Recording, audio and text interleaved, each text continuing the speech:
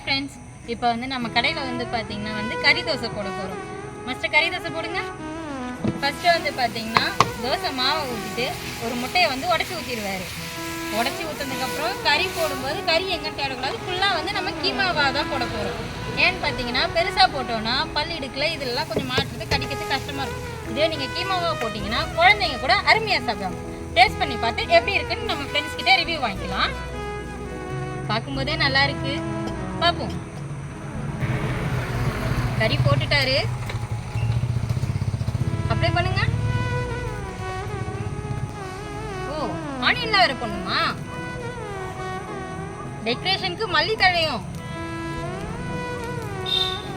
Okay friends, வந்துருச்சு. Plate எடுங்க. இப்போ நம்மளோட ஃப்ரெண்ட் ஒருத்தர் வந்து சாப்பிட்டு நமக்கு ரிவ்யூ எப்படி இருக்குன்னு சொல்ல போறாரு. வாங்க வாங்க, எடுத்துட்டு வாங்க. ஏன்னா நம்மளே செஞ்சு நம்மளே சாப்பிட்டா ரிவ்யூ கொடுத்தா நல்லா இருக்காது.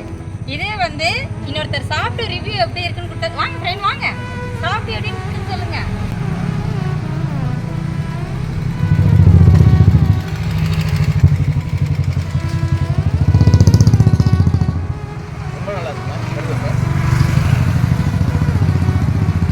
ஓகே ஃப்ரெண்ட்ஸ், இப்போ பார்த்தீங்கன்னா நம்ம கடையில் போட்ட கறி தோசை எப்படி இருக்கு நம்ம ஃப்ரெண்ட்ஸ் சொன்னாங்க, நல்லா இருக்குன்னு சொல்லியிருக்காங்க.